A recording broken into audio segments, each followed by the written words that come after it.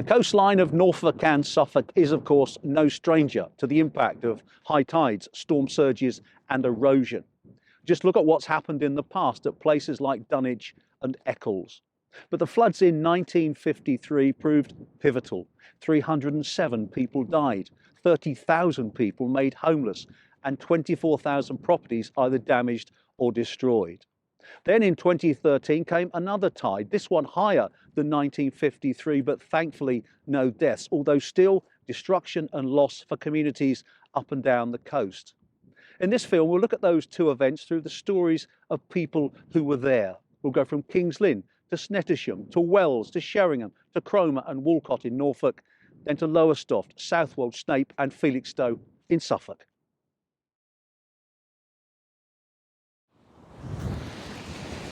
Here we are in 2022, but in 1953, this was very different, particularly in January.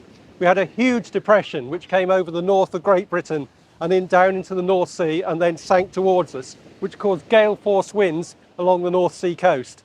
This ramped up the tide levels on the high tide on January the 31st and February the 1st down in Essex. It ramped up those high tide levels and caused extensive flooding. And there was no warning.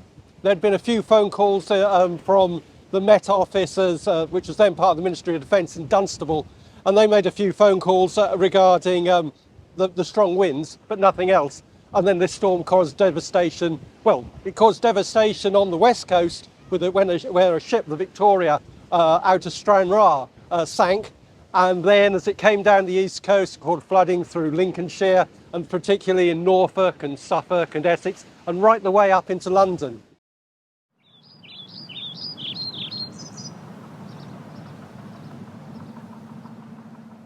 31st of January 1953, King's Lynn is not very far from the Wash. We're only about a couple of miles, the North Sea within easy reach. And that evening, around about 6:30 in King's Lynn, the water it's a storm surge. As usual with Lynn floods over the centuries, it was high water with a north wind behind it, driving the water down the River Ouse and easily breaching the banks. I find it difficult now to think of the River Ouse and River Nar without seawalls and banks, because they didn't have much before 1953.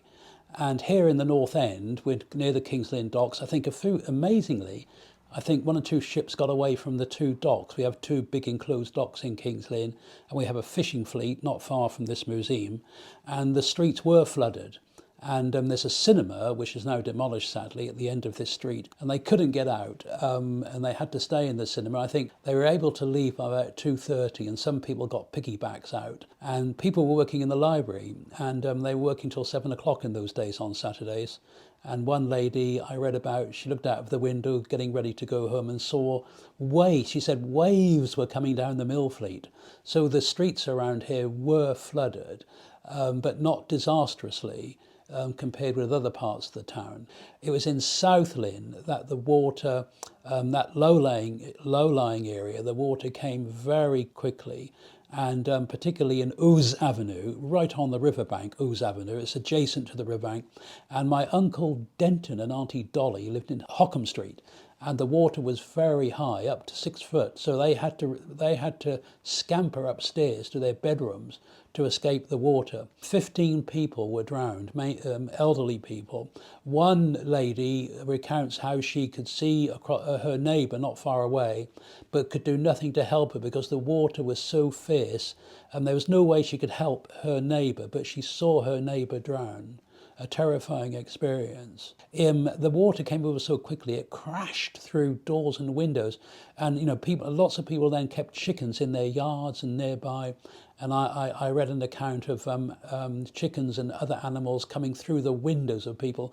It was on a Saturday evening. It was 6:30. It was when older people perhaps were around the fire in their kitchen toasting muffins and having a strong cup of tea on a cold winter's evening. And then the shock it must have been of the water just crashing into their houses, causing complete devastation. Sort of etched into our consciousness in King's Lynn is the 1953 flood, which is being properly remembered in 2023.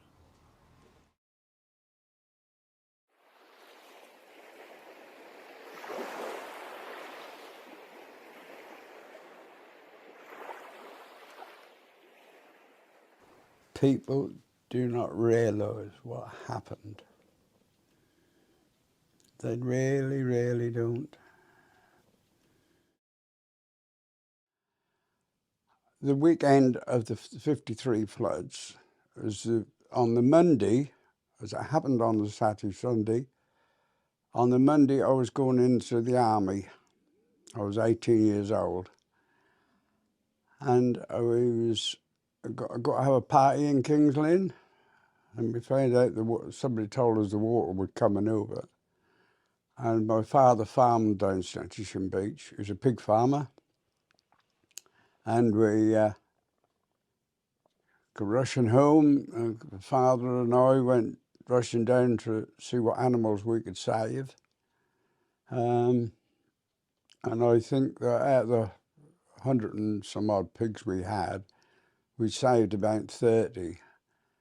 But then we went to try and help people who was being drowned, because both our next door neighbours on the farm, they was both drowned, and both sides of us actually. Mr. and Mrs. Foot and Mr. and Mrs. Bowden, they was both drowned. And then we was in water up to our waists. From there on until early hours of the morning on Sunday, and we only had torches, which quickly ran out, so we couldn't do nothing till daylight. Daylight come, we went straight back down to the farm, and that's when we found people all over the place and animals dead all over the place, and it was very heartbreaking, I can assure you. And they said, why was all the people down the beach who got drowned? Unfortunately, people don't realise the war had only then finished, and a lot of those people had been bombed out of their cities and towns, and the husbands had come home from the forces, and they wanted somewhere for them to live, so they used the bungalows on the beach. And that was one of the tragedies of it. Some of them had been through the war and got drowned in afterwards. Yeah, it was chaos. Some places was smashed into kindling. Some places was the roof laid one part, the other half the roof laid somewhere else. They was miles apart. Well, to be honest with you, it was just chaotic, and people were doing what they could as they could do it, if you know what I mean. Nobody would think that the water could do so much damage in so short a time. People are going back and living on the beaches now as though that's a normal thing to live in a chalet on the beach, but they don't realise what danger they're in. They really, really don't. The 50th anniversary to 2003, I was proudly invited to go to the AEU in Norwich to meet the Duke of Edinburgh. And funnily enough, I was talking to the Duke of Edinburgh, and I was asking him if he'd do me a favour. And he said, what's that? And I said, well, we've just built a memorial for those who's lost their lives in Snettisham, and we would be very proud if you would come and unveil it for us, which he did. That was all done very, very quickly. But it worked well, and as you saw in the photographs, there was a lot of people there, and yeah, I was very proud of that moment.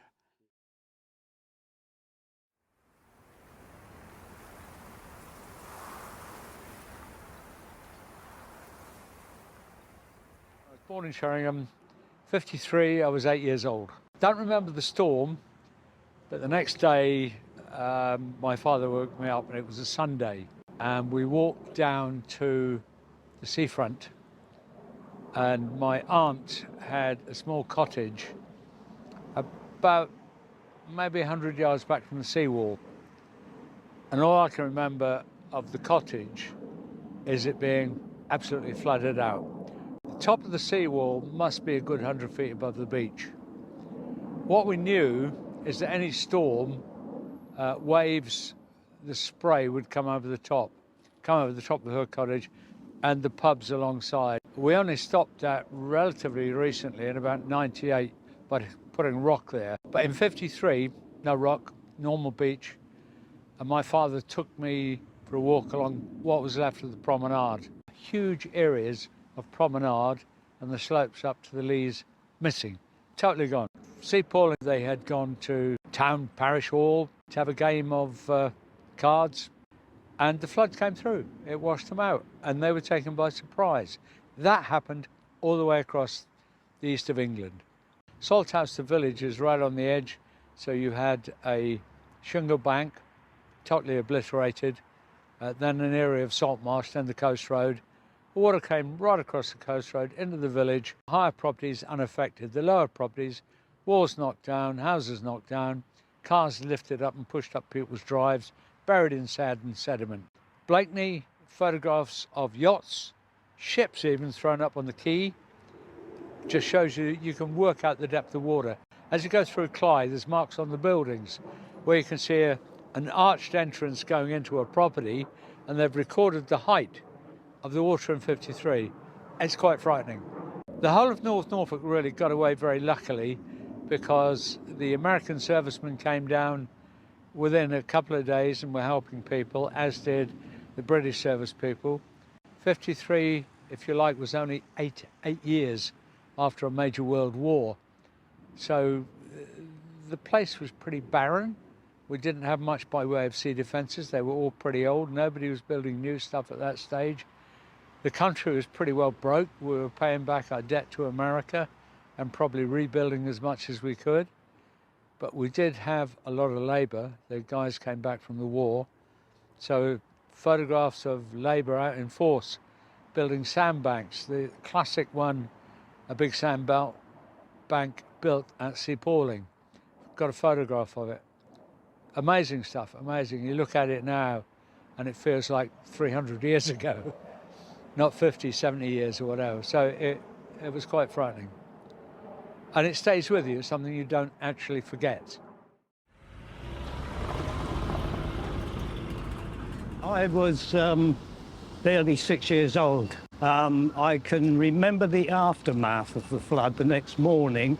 I lived in Pakefield, and my father, I recall, put me on his bike and cycled all the way up to North Lowestoft, up to Gunton, and sat me on the fence looking down at the North Deans, and I can clearly remember the flooded Deans and the waves still crashing over the sea wall. The night itself, I could hear the wind and the rain and the crashing of the waves. I can remember my mother coming into my bedroom that night and pulling the curtains open and staring out into the storm, saying, if you say a prayer tonight, include all the fishermen.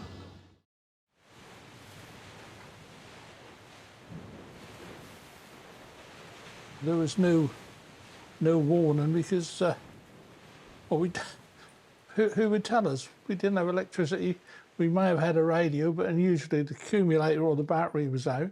So, you know, that was sort of, Dad knew there were spring tides, heavy winds. That's why he'd gone down the harbour about 5 o'clock to look after his boat, to get more ropes on it to make sure it was safe. The police came along and said, there is no communications anymore, the telephone wires are down. Meanwhile, us lads, we heard that the waves had broken through the pier pavilion, which had all the coin machines dotted all around it, and they said the machines were being washed out and smashed on the ground and the money was everywhere. But when we went down, it was so deep you couldn't get anywhere near it. So we had to give that up, and so we went home to bed. At 7 o'clock in the morning, my dad hadn't arrived back.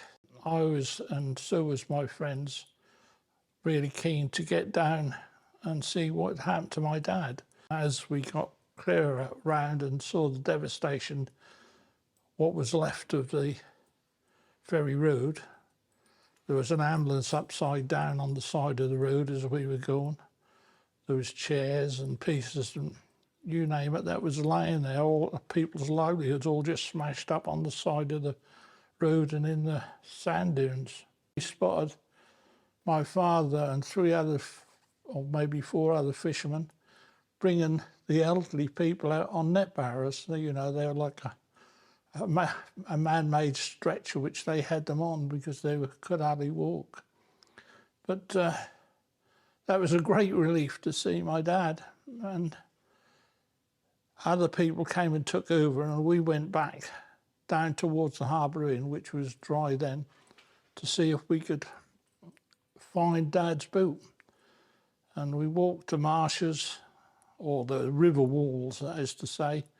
We got to the Bailey Bridge, and the restaurant which had got smashed up on the Bailey Bridge, we managed to salvage dozens of bottles of Coca-Cola and lemonade and hide up in one of my dad's sheds for a later date. But there was cutlery, you name it, was all strewn along the beach. We found our boat. We had a 14-foot rowing boat, and we managed to find that. And that was smashed with a huge hole in it where it hit something or something hit that. But we never found the boat, my dad's boat. But 28 years later, I had a phone call at work from Billy, who at that time had been to sea, packed up the sea, and then was selling fish down the harbour. So my cousin Colin Upcraft had actually trawled up the boat 3 miles out to sea, and he's trawled up because he had quite a large trawler. This is the name board off the Ivy, my dad's fishing boat, which was lost in the 53 floods and recovered 28 years later when my cousin trawled the boat up in his trawl net 3 miles off Southwold. And so not all of it is still lost. I still have the name board to keep for memories.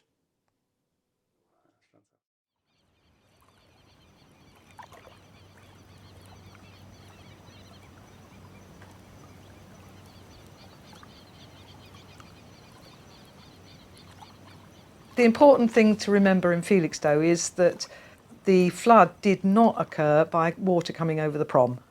The promenade there was damage, there were beach huts moved, but it was not where the major influx of water came. The major influx of water came on the River Orwell in 7 places where the seawall there was breached. Most of the devastation in Felixstowe happened at the west end of Felixstowe, running along Langer Road and the associated roads. One area where many of the deaths occurred, in fact 23 of the 41 deaths occurred where the prefabs were. 11 of the properties actually had people that died. And it is here that you get some of the harrowing stories of people escaping out of their single-storey dwellings onto the roofs and spending the night on the roofs because nobody came to rescue them, even though the people around could hear their cries for help. One of the reasons is the currents of the water. They were so strong that you could not get across Langer Road or round the roads.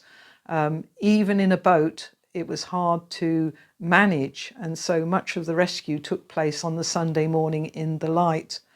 A lot of those victims did not die of drowning. They actually died of hypothermia. One person we interviewed, Tim, his sister was 5 years old. The parents had managed to get out of the house onto the roof. His sister at some point fell in the water but was pulled out of the water by mother and put on the roof, and they were cuddled all night by their parents and rescued 7:30 the next morning, the Sunday morning. Tim survived. His sister was got to hospital but did not survive the hypothermia.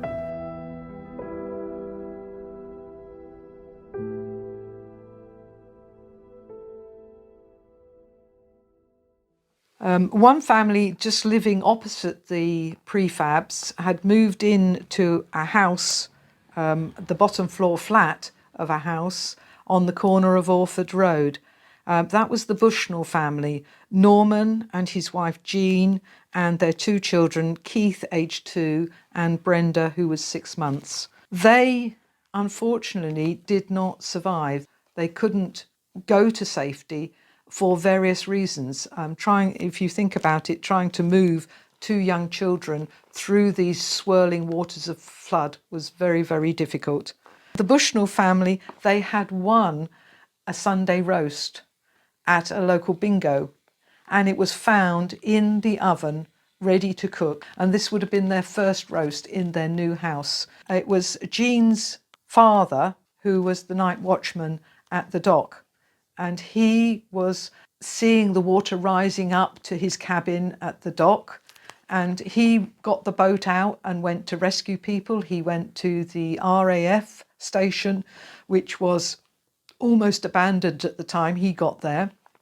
He went to rescue people around the dock area, in the dock cottages, etc., and managed to put them up onto the embankment of the railway line, which was above the level of the flood. The story is more significant in that Tom was rescuing people while less than a quarter of a mile, half a mile away, his own family were dying, and that seems totally unfair. It's important to remember that in the aftermath of a flood, it doesn't just solve itself within a week.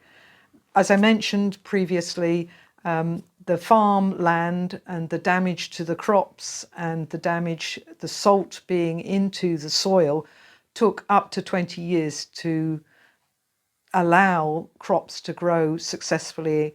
It took 10 years for animals to be able to graze on the pasture around the ferry. Obviously, the immediate need for most people was new housing.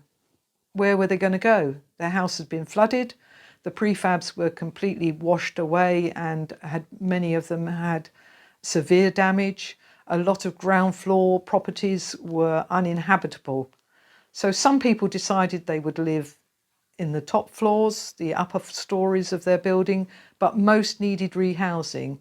For many, they moved to the Cavendish Hotel. From the Cavendish, the council eventually arranged for them to be temporarily put up in the Marlborough Hotel in Sea Road, and later in one of the houses further along, the Melrose. From there, the houses weren't always mended very quickly, and so June time, those people that had been most severely affected and their houses were not able to be repurposed in any way with repairs, etc., those people, including those that were in the prefabs particularly, were moved to Store Avenue, where the local council were building council housing at the time.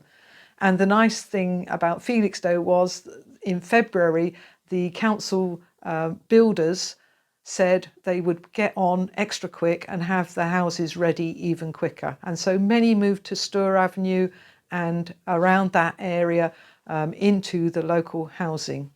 If today something happened, a disaster happened, the psychologists and the helpers for the mental well-being of the pupils would have been considered. In that day, no mental health well-being.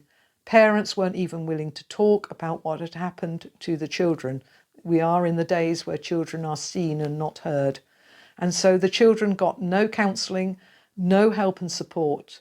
One of our interviewees was at Langer School before the flood, actually went to South Africa with her parents and came back a year later after the flood. She asked why the desks were empty. Why was so-and-so not there? And she was just told by the teacher, they have gone to heaven, and that's all you need to know. There is no understanding of what they went through. But one of our pupils did say, interviewed, did say, well, it was a big adventure. You were a child. It was an adventure. Your parents protected you from the worst. You didn't understand that people had died and the extent to which people had died. You just knew that your friend wouldn't be there. One of our interviewees, it was his next door neighbour. He was in the prefabs. His next door neighbour was in the prefabs. He survived. And unfortunately, his best friend died. And so that is what happened. We have to remember that the people that did die, they were real people with real families, and their story needs to be told and never be forgotten.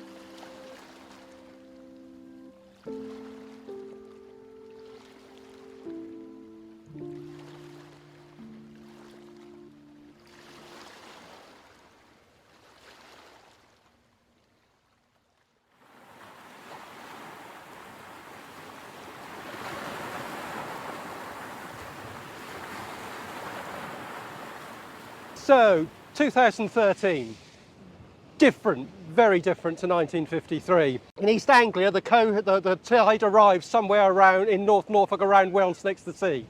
And 2 days before we were expecting the tide, I remember the phone call coming through saying how high the tide was going to be and that it would be 5.2 metres at Wells. Now, the height of Wells Quay is 3.5 metres, so we're looking at 1.7 metres above that. And at that point, I knew we had to tell everyone that this was going to be a serious event. Although we saw in North Norfolk, we saw a tide higher than 1953 and as big as 1953 all the way round to Lowestoft, there were no deaths. People were evacuated in good time where it was, and indeed that tide did come in to Blakeney and to Wells and those Salthouse and the places along the North Norfolk coast. Yeah, the warnings worked well. With a tide as big as 1953, we managed to protect people.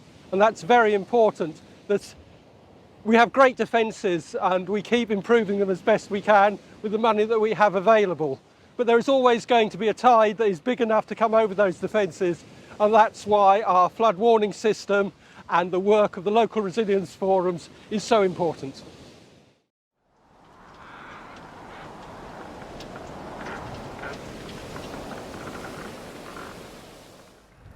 I got to cover serious flooding on quite a few occasions while I was working, and it's odd because people always talk about the power of the sea, and it's only when you see it close up you really understand what that power means.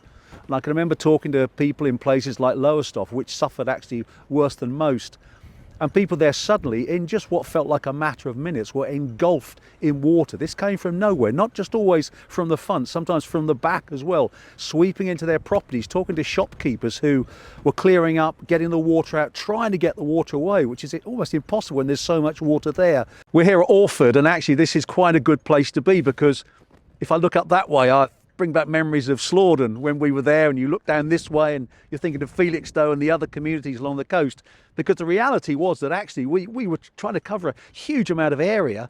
And even today, okay, it's windy, it's cold, but once this gets moving, once this sea really decides that it's going to come in the volumes that it did, I mean, there's very little that stands in its way. I know the sea defences now are better, but once it comes in, it's quite awesome to watch. I can remember even further up, say Lowestoft, where there was we went into one street and the water had just come down, and we walked down and it was just a mess, a muddy mess. And then we just watched, it was like some kind of evacuation from the war years. It was like people were coming out with their wardrobes, with their bedding, with everything, and they were loading them onto the backs of trucks and lorries.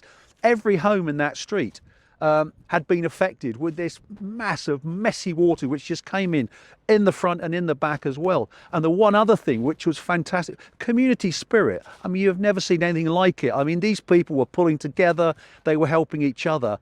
And I went back some months later, and even then those homes were not back to really a livable state. I mean, the plaster had been taken off the walls, but they still smelt of damp, and it was just awful. Long time for those families to recover after what happened.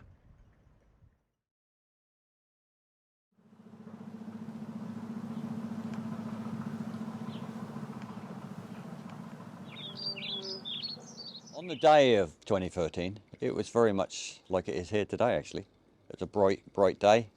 There was some wind forecast, and we then started getting alerts from the Environment Agency saying that the surge tide was due on the evening tide, and there was different predictions on what height that surge would be. But of course that was quite a calm day, and the winds were so west. I wasn't overly concerned. Big mistake, because predominantly all the flooding that I'd experienced before was always from the northerly winds, and strong northerly winds, probably a few days before as well. And this particular day, it was a fine day, and it was so west winds. And I wasn't overly concerned. Didn't really take the predictions too serious. Big mistake again. But we started putting all the sea defences and flood defences in, what we look after and manage here at Wells. And as the afternoon progressed, the tide came, and it actually surprised me massively, the speed that the tide came in on this particular day. And there was just like a wall of water that come down the harbour. And in that wall of water, you had, believe it or not, beach huts. It seemed to take everything in its wake as it came down.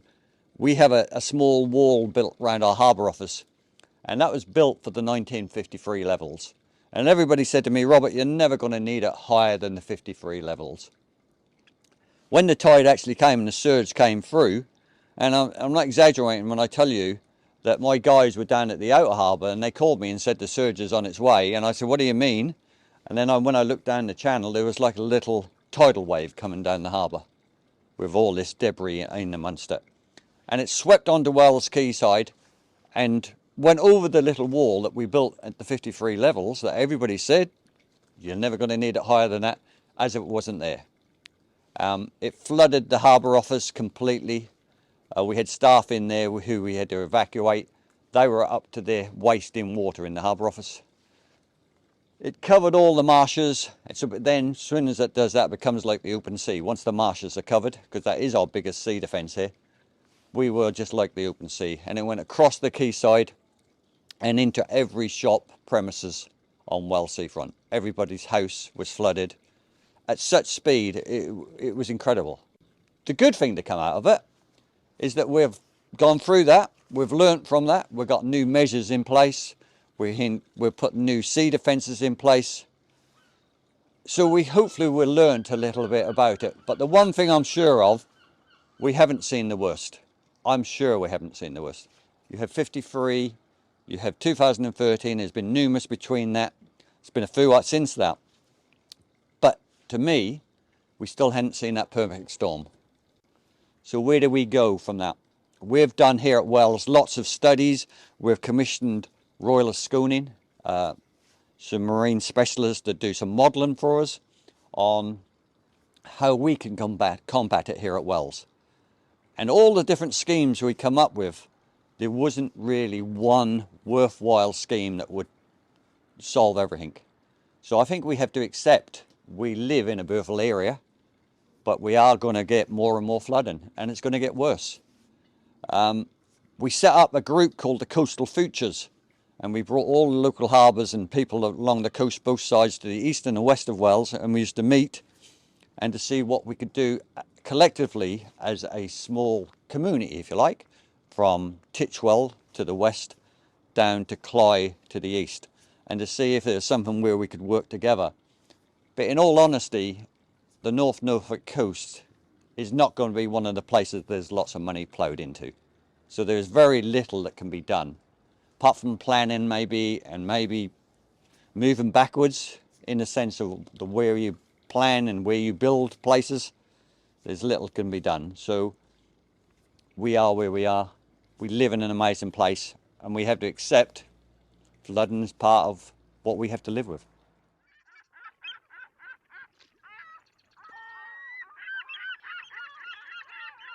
In 2013, I was the Community Resilience Coordinator, so very responsible in trying to get some normality brought back to the village after the storm surge.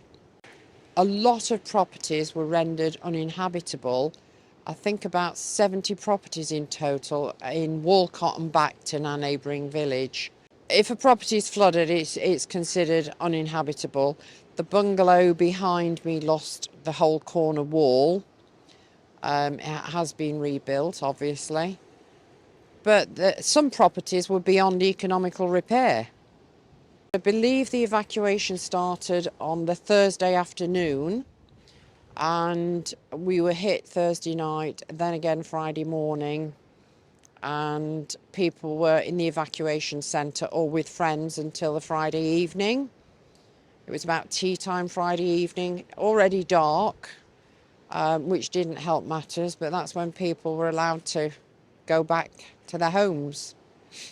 The response was good. I think I'd already contacted somebody from the district council because we had a housing officer in the evacuation centre on the Friday evening, definitely on the Saturday morning, arranging accommodation for people because obviously they no homes to go back to. And when I called a meeting on the Saturday morning, I had a lot of councillors and officials from the council come. Since the last storm surge, I mean, a lot of hard work was put in to raise the money for Sandscape.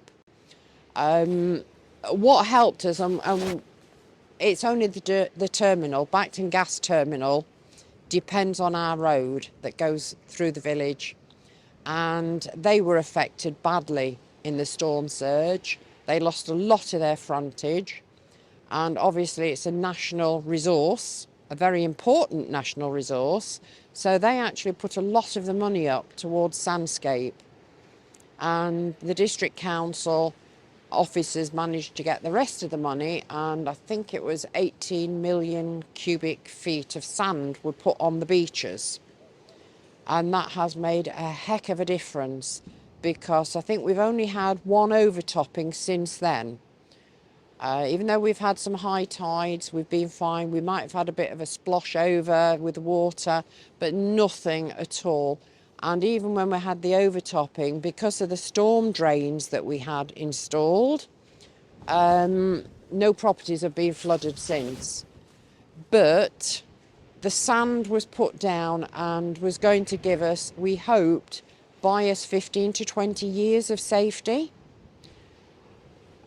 The way climate change is going, we still hope that's going to be all right, but we don't know. We've got no certainty.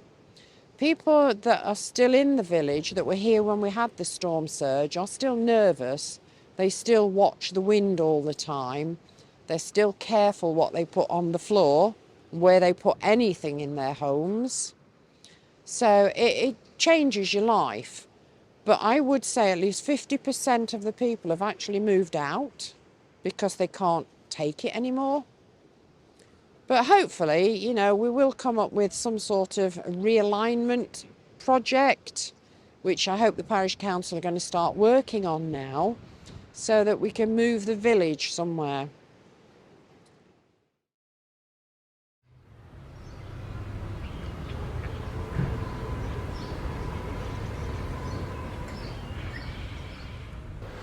I think some of my lasting memories of that evening was the Joseph Conrad pub, which had only been open a matter of weeks, on the front opposite the station there, seeing the water halfway up the windows of the pub and brand new furniture submerged because they just were unable to shift it away. It was just everywhere, and once those floodwaters have started to rise, it just pervades everywhere. You can't stop it.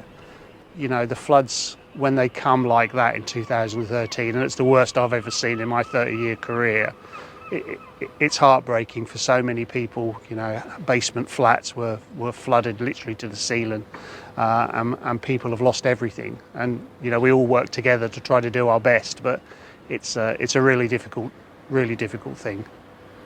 In 2013, I was working as a search room assistant in the Lowestoft record office in the library just up the road. My bosses in Ipswich were worried that the strong room might get flooded, so I got the short straw and had to come down and keep an eye on what was happening. So I stood just on Station Square over there as the surge came in and the water came over the quay of the trawl dock, and it flowed round the corner into Station Square. And it wasn't scary. I think because the weather was very calm, there wasn't the feeling of a storm. But it was absolutely incredible to see this unstoppable water slowly and then quite rapidly making its way to where I'm standing now until it came a couple of feet up the wall. I just followed it all the way round into Denmark Road and Bevan Street and until it peaked. I think it was about 4 to 11 that night. And then I walked up to where the library and the record office was to check that the water hadn't reached, and it hadn't. So I could report into my bosses that it was going to be fine and there wasn't a problem. But it was impressive. I was really impressed. And it wasn't scary, and there were crowds and crowds of people watching the floodwater come in. I think it would have been a different story had it been a tempestuous night. And it also made me aware, for the first time, I'm born and raised in the town, just how unstoppable the sea is when it decides to do something.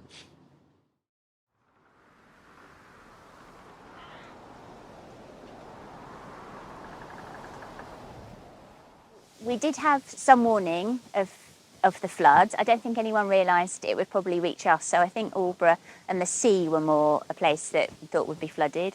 But we did move things up, moved up things that we could that evening. And then there were some strange reports of the tide not going away in the first tide in the evening. And it became a little bit more obvious that maybe something was afoot. But then woke up and it was very still, and looked out of the window about 3 in the morning, maybe 2:30, and it was totally silent. The moon was up. It was a very big moon, and it was very beautiful in a weird way. And the whole of my garden was covered in water as far as the eye can see down to the malting. So it went from all the way down to here, and I could just see water with moonlight on it.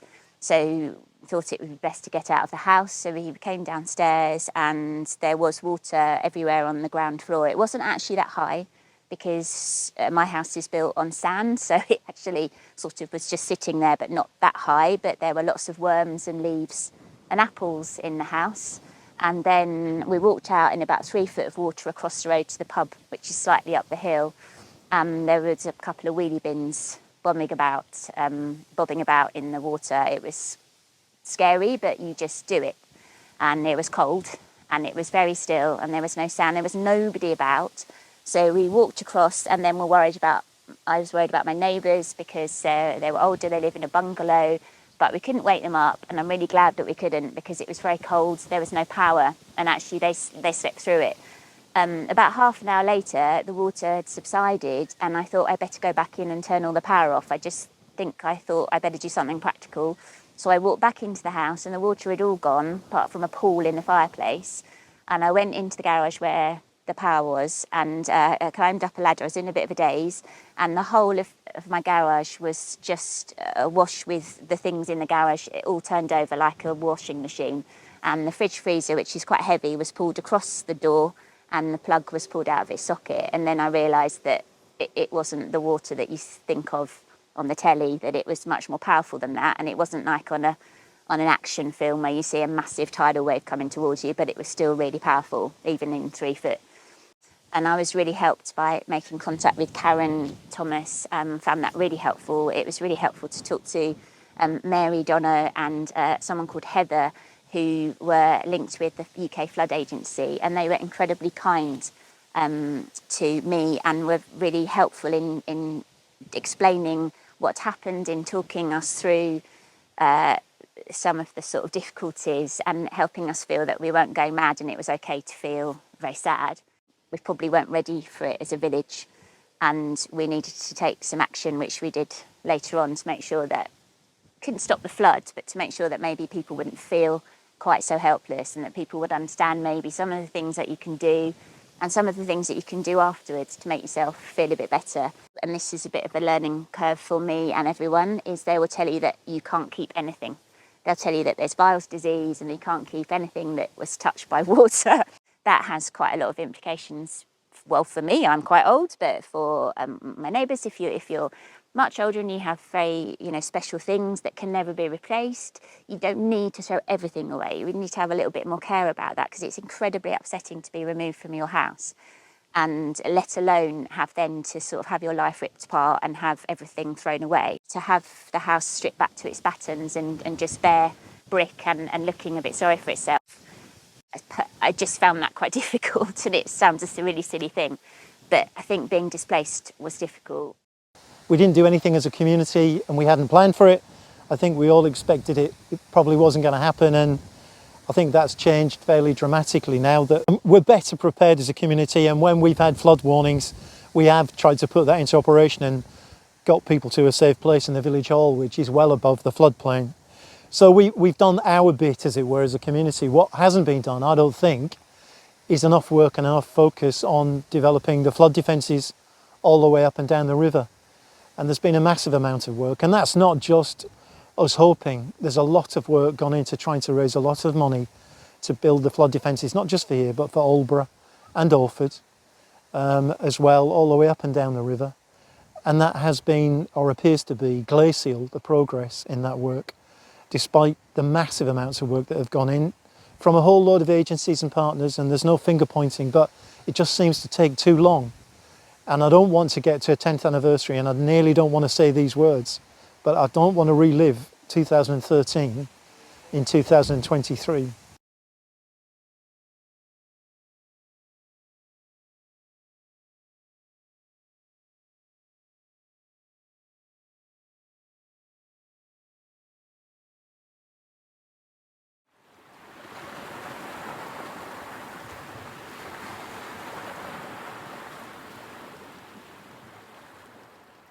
So yeah, when you're down here today, walking, from Lowestoft towards Pakefield, it's hard to imagine on such a beautiful morning that flood risk and that erosion risk that's going on this coast all the time. And I think that's obviously what we're all aiming for now, is to make sure that people who live and work around this coast, which has got some of the fastest eroding coast in Europe, and some of the very low-lying areas which are prone to flood risk. I think a big part of what we do as risk management authorities is obviously starting to let people know the risks that they face. But then I guess the big challenge then is what we all do about it. Yeah, absolutely. Well, that's where the engaging with communities and having those conversations and keeping that sort of those messages to the fore is so important, isn't it?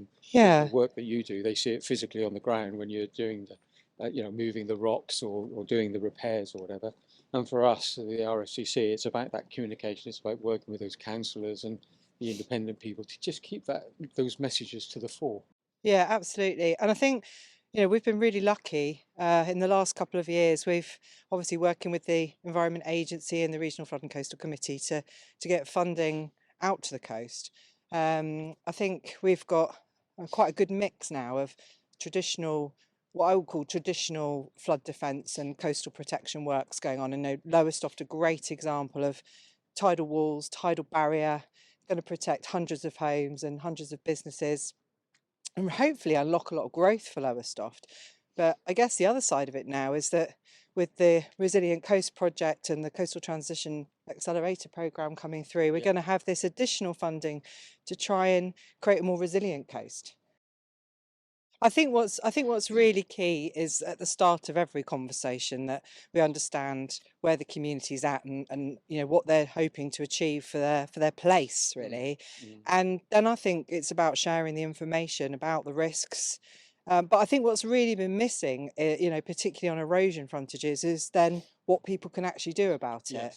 And we've not had options for them, because I think what a lot of people don't realise is that, particularly on an eroding frontage, if your home is at risk, it's there one day and potentially it's lost the next. So there's nothing in between, and there's no compensation or insurance for that. So one of the things that I'm really keen we do is establish what sort of options there could be for people in that situation and try and preempt that, so we stop being in this very reactive situation, which I think is hugely resource hungry for all our organisations. But hopefully we can move towards a more planned approach and learn from some of the communities that are already working with us and businesses that are already taking up this challenge to see what the art of the possible is. Yeah, And it's that conversations with like the insurance companies, with government, etc. Because it's, you know, there is no compensation, there is no sort of way out for some of these people. And so you've got your, you know, £1 million house on the coast, which has been wonderful for 10 years, and the next thing you know, it's got to be demolished. Yeah. And there will be cases of that going on, as you know, there are now, and it's getting those the system, if you like, behind it to understand that, you know, these are people's lives, people's livelihoods, people's investments, and we've got to somehow get to that more modern way of looking at how we change the way the life on the coast happens. Yeah. It's not going to be business as usual. The land behind the coast, or the land joining the coast, has got to be used for different things. Yes. And that will change the economic sort of situation, change farming, it will change the way land is being used. And living and working with water is going to have to be a sort of a mantra as we go forward. Because it's got to be absorbed, we've got to build differently, we've got to build our roads differently, we've got to build things on stilts, all those sorts of things. Yeah. And that, in some respects, that's innovation. That's going to drive a different economy.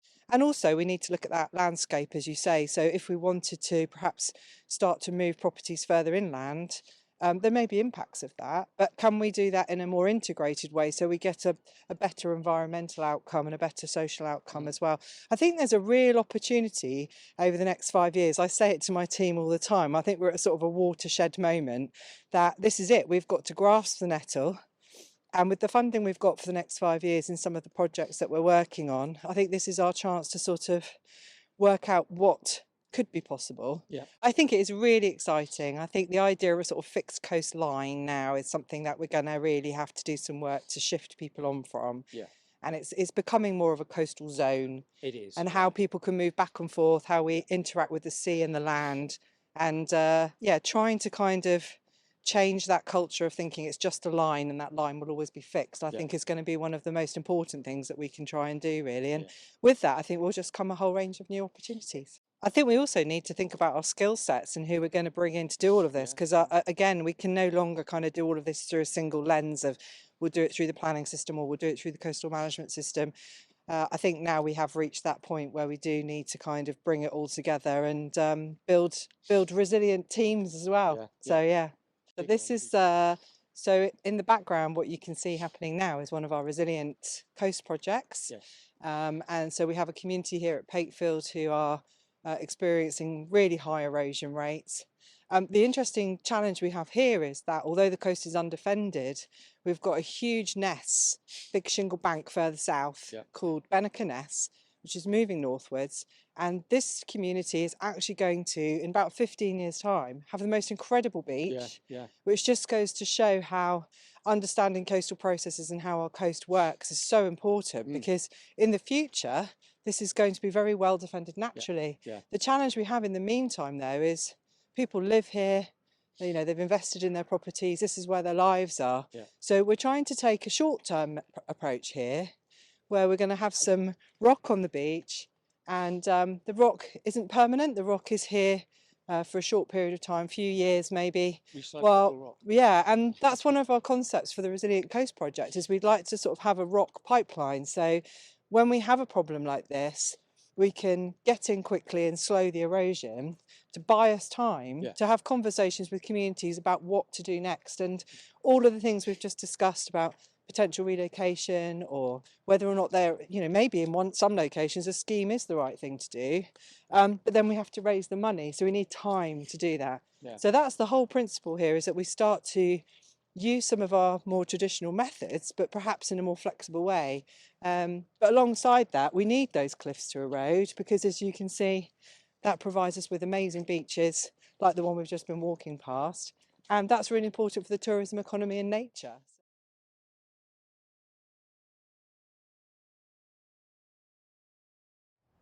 So I think we're getting to a point really where if we want to have a coast that's going to be able to deal with the climate change and sea level rise issues that we face, you know, we recognise that traditional approaches to flood and coastal risk management are absolutely critical. We've got big towns, lots of people and property, but even in those locations, you know, people need to be aware that the tide, you know, waves might come over the wall, there may be surface water flooding from those sorts of issues. So I think that's important, but I think so much of our coast is rural, and we have small communities and groups of people living out on some of the more eroding frontages, we clearly are going to have to do something fundamentally quite different there. And that could involve people moving away, but to do that we have to buy them some time. Yeah, and we have to look at the whole big picture, because it's with our rivers being slow moving but volumes of water, so you've got sort of freshwater flooding and you've got coastal flooding coming in. It's that band which needs to sort of, on the coast, that needs to change somehow, and we do need to move. People will have to understand that they need to be as dynamic as the coast. We can't defend everything, but we'll do what we can, but we have to come up with new ways of allowing people, the economy and the environment, to adapt and change and move. So resilience and adaptation are two critical names, two words that come to mind every time for me. And I think the last part of that is the transitional element, which is that we can't expect people to do something fundamentally that different overnight. No. So I think a lot of the funding that we've got for the next 5 years is to take that very important next step, to start to have all of those discussions and conversations and come up with some really fundamentally new options, particularly around funding and engagement.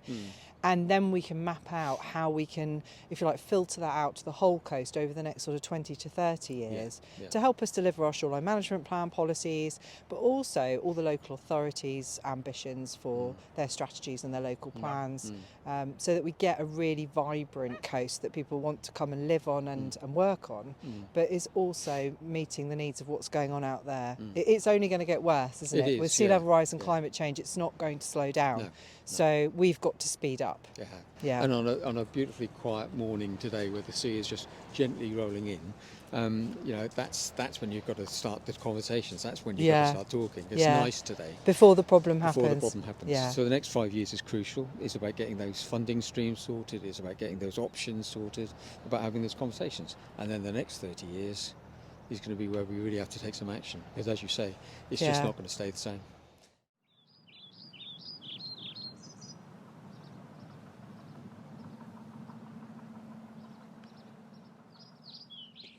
In 1953 and again in 2013, our communities showed how much they can pull together and that sense of resilience and camaraderie. In 2023, the challenges, whilst somewhat different in places, are still equally difficult as those times.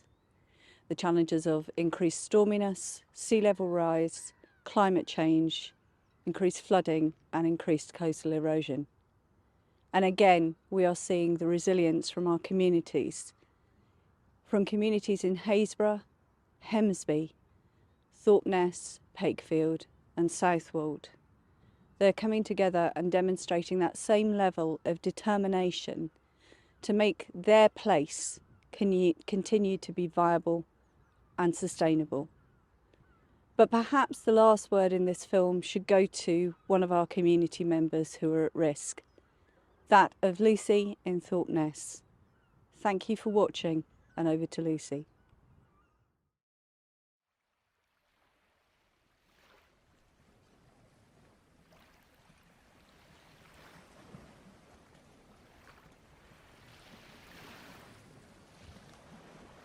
I knew that when we bought this house, because we're right on the edge of the sea, that we would have erosion problems in the future.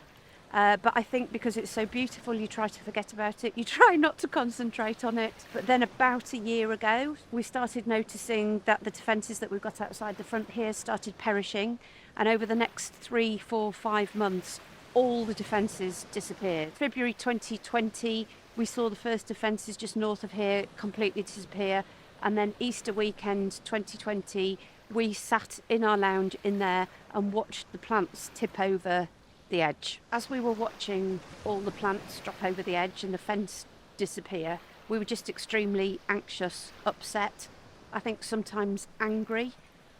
There was no way for that weekend we could sleep, and we escaped down to people's houses down the road just so that we didn't have to watch it all happening in front of our eyes. I was already sitting on a committee that I joined the year before, a part of a community steering group. It had been formed about 10 years ago to talk about coastal erosion in Thorpeness and to put a long-term plan together for the defence of not only the coast, but we also have flooding problems just inside Thorpeness in the village.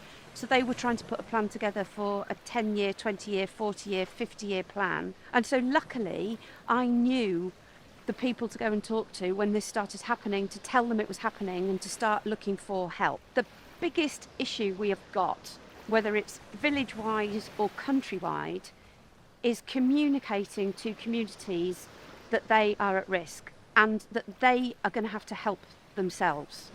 And it's working with those communities and trying to work with the council and government to get all of that messaging across to communities to make sure they're all engaged in saving their own place. Ivy, precious ivy, won't you come back to me? The floods, they took your tiny form and they dragged you off to sea. 3 miles out, oh, 3 miles out in 28 long years. They'll draw your broken body and they'll bring you home to me.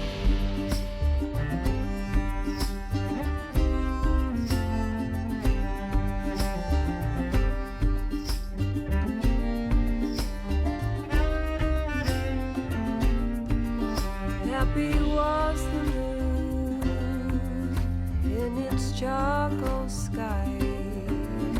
Wispy clouds they flew, keenly passing by. And I thought of you and the lasting bonds we'd tie as I closed my eyes in my bed for the last night. Precious ivy, won't you come back to me? The floods, they took your